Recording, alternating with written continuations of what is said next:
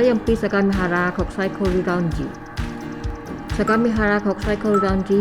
គឺជាមជ្ឈមណ្ឌលរបស់សាលាក្រុងដើម្បីអភិវឌ្ឍបរិស្ថានរស់នៅឲ្យបានល្អប្រសើរមានអនុវត្តនូវកិច្ចការជួយឧបត្ថម្ភដល់ប្រជាជនសញ្ជាតិបរទេសក្នុងក្រុងផ្ដល់ជូននូវព័ត៌មានជាច្រើនភាសាប្រតិបត្តិកិច្ចការទំនាក់ទំនងជាអន្តរជាតិមានទីតាំងនៅខ្សែរថភ្លើង JR ឬ Yokohama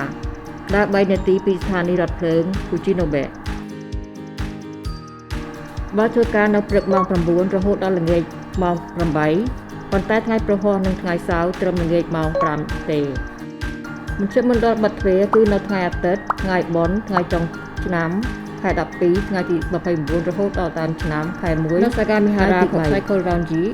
មានបុគ្គលិកធ្វើការប្រចាំថ្ងៃផ្សេងៗគ្នាដូចជាបុគ្គលិកភាសាអង់គ្លេសភាសាចិនភាសាអេស្ប៉ាញភាសាប៉ូទុយហ្គាល់ភាសាហ្វីលីពីនភាសាវៀតណាមភាសាខ្មែរថាប្រយោជន៍អាចស្នើសុំបកប្រែអត្ថបទបកប្រែភាសានិយាយ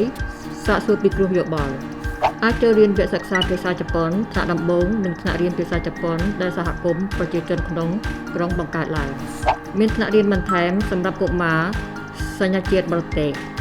ពីនោះក៏មានអនុវត្តកម្មវិធីសាកសួរពិគ្រោះយោបល់មុនចូលរៀន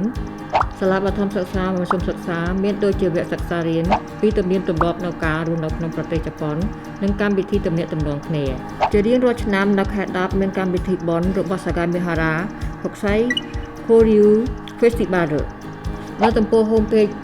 របស់ Lounge មានផ្សាយព័ត៌មានជាច្រើនភាសាដែលមានប្រយោជន៍ដល់ជីវភាពរស់នៅនិងកម្មវិធីរបស់ Lounge ភាគធំនៅកិច្ចការដែលប្រព្រឹត្តឡើងនៅសាកលវិហារាខុកសៃខូរីរ៉ាន់ជីអនុវត្តឡើងដោយកិច្ចសហប្រតិបត្តិការជាមួយនឹងអ្នកស្ម័គ្រចិត្ត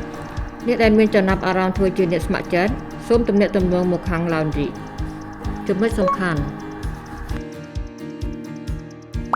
សាកលវិហារាខុកសៃខូរីរ៉ាន់ជីគឺជាមជ្ឈមណ្ឌលអនុវត្តនៅកិច្ចការជួយឧបត្ថម្ភដល់ប្រជាជនសញ្ជាតិបរទេសក្នុងក្រុងផ្ដល់ជូននូវព័ត៌មានជាច្រើនជាភាសាប្រតិបត្តិកិច្ចការទំនាក់ទំនងជាអន្តរជាតិសូមអញ្ជើញជាងចូលលេងតាមសប្បាយខាងសាកលវិហារាខុកសៃខូរីរ៉ាន់ជី